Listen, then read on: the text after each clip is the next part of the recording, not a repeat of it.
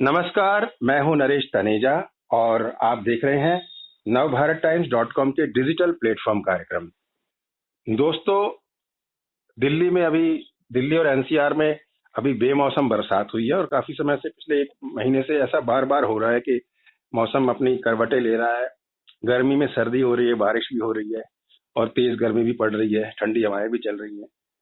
ये मौसम किस तरह से करवट ले रहा है और अभी कल जो गुजरात के तटों पर बिपरजॉय नाम का जो तूफान और वो साइक्लोन आया है, उसने जो अपना एक हैवॉक मचाया है, क्या उसका असर दिल्ली तक भी पहुंच गया है? क्या हम ये कह सकते हैं कि दिल्ली तक भी पहुंच रहा है बिपरजॉय का असर? इस बारे में हमारे साथ इस समय बातचीत करने के लिए स्काईमेट नामक मौसम से जुड़ी संस्था के वाइस प्रेसिडेंट महेश पालावत जी मौजूद हैं। हम उनसे बात करके सारी स्थिति का पता लगाते हैं। पालावत जी, नमस्कार। कार्यक्रम में आपका स्वागत है navbharattimes.com। नमस्कार, धन्यवाद। ये बेमौसम जो दिल्ली में और एनसीआर में बारिश हुई है झमाझम एकदम से, उसका क्या कारण आप महसूस कर रहे हैं? क्या बार बार वही वेस्टर्न डिस्टर्बेंस या कुछ और? देखिए, एक वेस्टर्न डिस्टर्बेंस भी है पहाड़ों पर और इंड्यूस्ड साइक्लोनिक सर्कुलेशन है सेंट्रल पाकिस्तान पर। और तीसरा कारण है कि जो बिपरजॉय ने जब दस्तक दी है और अभी वो गुजरात के उत्तर से साउथ सिंध में है और ये धीरे धीरे राजस्थान की तरफ आएगा कमजोर होकर के एज ए डिप्रेशन।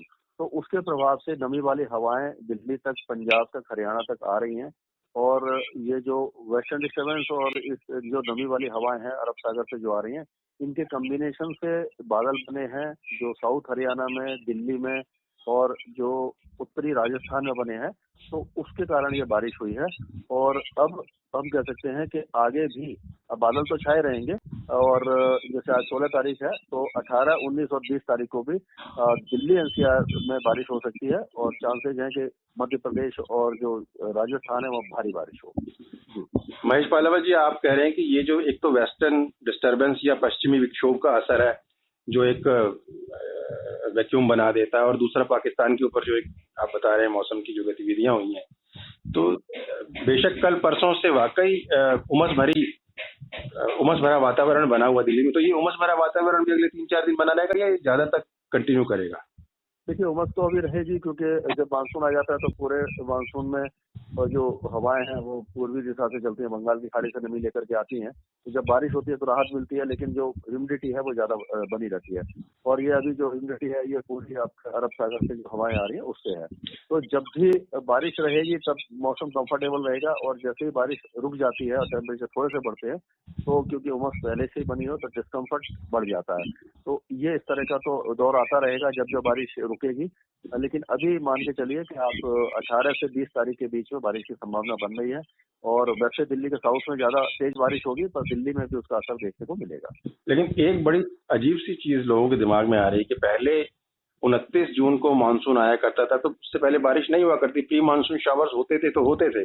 लेकिन अब क्या कहा जाए कि मानसून अपने 29 को ही माना जाए या उससे पहले मान लीजिए कि मानसून शुरू हो चुका है जिस तरह से आज बारिश? नहीं, अभी मानसून तो पहले ये पूर्वी भारत में आएगा, उसके बाद ही मानसून आगे बढ़ेगा।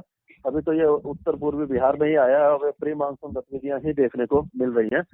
तो अभी ये प्री मानसून मतलब जो मानसून से पहले की जो बौछारें हैं वही हैं और मानसून जून के एंड में ही आएगा। अभी जो उसका डेट है वो 27 जून के आसपास है वैसे, लेकिन अब अभी क्योंकि पूर्वी भारत में नहीं पहुंचा है, उसमें समय है, 3-4 दिन में वहां पहुंचेगा, उसके बाद धीरे धीरे आगे बढ़ेगा। तो आप कह सकते हो कि जून के एंड में ही दिल्ली में मानसून पहुंचेगा। पालावत जी, आज की जो युवा पीढ़ी है उसको थोड़ा फर्क जरा संक्षेप में समझा दीजिए।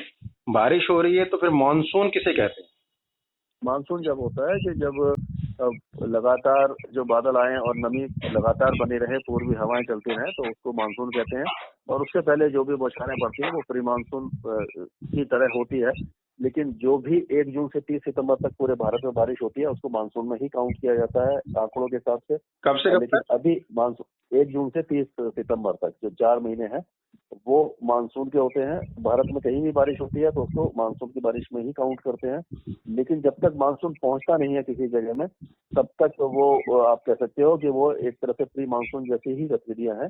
ये पैची रेन होती रहेगी और जब मानसून आ जाएगा तब फिर आपका टेम्परेचर भी काफी कम हो जाएगा और जो है बारिश भी चीज में होती रहेगी। उमस भी कम हो जाएगी शायद। उमस ये है कि जब बारिश होती है टेम्परेचर कम होता है तो फील कम होता है, लेकिन ह्यूमिडिटी जो होती है वो तो बढ़ी रहती है। अच्छा, यानी आपका ये कहना है कि कभी बारिश हुई कभी ना हुई तो ये प्री मानसून शावर है, और जब लगातार एक जून से लेकर सितंबर तक होती है तो वो मानसून का पीरियड कहलाता है। नहीं, जब मानसून पहुंचेगा, अभी तो दिल्ली में जब हाँ, मतलब वो 4 महीने मानसून के माने हाँ जाते हैं, लगातार बारिश होती है उसमें। हाँ जी, हाँ जी। अच्छा, ये बताइए बिपरजॉय का कितना असर है इस मौसम के बिगड़ने और इस तरह की बार बार बारिश हो जाने में? ये जो कल आज अभी तो बिपरजॉय का केवल वही है कि जो नमी वाली हवाएं अरब सागर से आ रही हैं उसी का प्रभाव है, उससे थोड़ी नमी बढ़ी है, और जैसे ही अनस्टेबिलिटी बढ़ती है एटमॉस्फेयर में तो ये गरजने वाले बादल बनते हैं और ये बारिश हो जाती है। तो उसी के असर से बारिश हो रही है, और कुछ कॉम्बिनेशन है वेस्टर्न डिस्टर्बेंस का, लेकिन उसी का असर अभी अगले जो 2-3 दिन बारिश होगी 18 से 20 या 21 तक, वो बिपरजॉय के असर के कारण होगी, मानसून के कारण नहीं होगी। यानी अगले 3-4 दिन तक बिपरजॉय के असर के कारण उमस और बारिश होती रहेगी दिल्ली और आसपास। जी हाँ। अच्छा, तो ये कह रहे हैं कि राजस्थान में अब उसका कहर देखने को मिल सकता है गुजरात के बाद, ये कितना सच है? राजस्थान में आएगा। हाँ जी, राजस्थान में ही आ रहा है वो, क्योंकि एज ए डिप्रेशन आएगा, कमजोर होकर आएगा और राजस्थान के कई इलाकों में तेज बारिश देगा। उसके बाद मध्य प्रदेश, उत्तर प्रदेश और दिल्ली में बारिश रहेगी। अच्छा, ये बिपरजॉय जो है पाकिस्तान में भी कहर मचा रहा है? पाकिस्तान में बहुत ज्यादा इम्पैक्ट नहीं है इसका, साउथ सिंध में है, साउथ ईस्ट सिंध में है, तो क्योंकि इसका इम्पैक्ट पूरा गुजरात और राजस्थान के ऊपर आ गया है, लेकिन साउथ सिंध में अगले 24 से 48 घंटों तक बारिश हो सकती है। मतलब गुजरात में तो टल गया, आप समझ लीजिए जितना आना था आ गया ना?